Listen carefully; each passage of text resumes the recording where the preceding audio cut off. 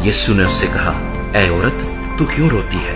किसको ढूंढती है? उसने बागबान समझकर उससे कहा, मियाँ, अगर तूने उसको यहाँ से उठाया हो तो मुझे बता दे कि उसे कहाँ रखा है, ताकि मैं उसे ले जाऊं। यीशु ने उससे कहा, मरियम। उसने मुड़कर उससे इब्रानी जबान में कहा, रब्बूनी, यानी ऐ उस्ताद। यीशु ने उससे कहा, मुझे ना छू, क्योंकि मैं अब तक बाप के पास ऊपर नहीं गया, लेकिन मेरे भाइयों के पास जाकर उनसे कह कि मैं अपने बाप और तुम्हारे बाप और अपने खुदा और तुम्हारे खुदा के पास ऊपर जाता हूँ। मरियम मगदलीनी ने आकर शागिर्दों को खबर दी कि मैंने खुदावंद को देखा और उसने मुझसे ये बातें कही। फिर उसी दिन, जो हफ्ते का पहला दिन था, शाम के वक्त, जब वहां के दरवाजे जहां शागिर्द थे यहूदियों के डर से बंद थे, यीशु आकर बीच में खड़ा हुआ और उनसे कहा, तुम्हारी सलामती हो। और ये कहकर उसने अपने हाथों और पसली को उन्हें दिखाया। बस शागिर्द खुदावंद को देखकर खुश हुए। यीशु ने फिर उनसे कहा, तुम्हारी सलामती हो।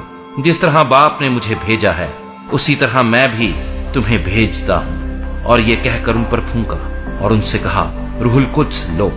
जिनके गुनाह तुम बख्शोगे उनके बख्शे गए हैं, जिनके गुनाह तुम कायम रखो उनके कायम रखे गए हैं। मगर उन 12 में से एक शख्स, यानी तोमा, जिसे तवाम कहते हैं, यीशु के आने के वक्त तक उनके साथ न था। बस बाकी शागिर्द उससे कहने लगे कि हमने खुदावंद को देखा है। मगर उसने उनसे कहा, जब तक मैं उसके हाथों में मेखों के सुराख न देख लूं और मेखों के सुराख में अपनी उंगली न डाल लूं और अपना हाथ उसकी पसली में न डाल लूं, हरगिज यकीन न करूंगा। 8 रोज के बाद, जब उसके शागिर्द फिर अंदर थे और तोमा उनके साथ था और दरवाजे बंद थे, यीशु ने आकर और बीच में खड़ा होकर कहा, तुम्हारी सलामती हो। फिर उसने तोमा से कहा, अपनी उंगली पास लाकर मेरे हाथों को देख और अपना हाथ पास लाकर मेरी पसली में डाल और बेएतकाद ना हो, बल्कि एतकाद रख। तोमा ने जवाब में उससे कहा, ऐ मेरे खुदावंद, ऐ मेरे खुदा। यीशु ने उससे कहा, तू तो मुझे देखकर ईमान लाया है।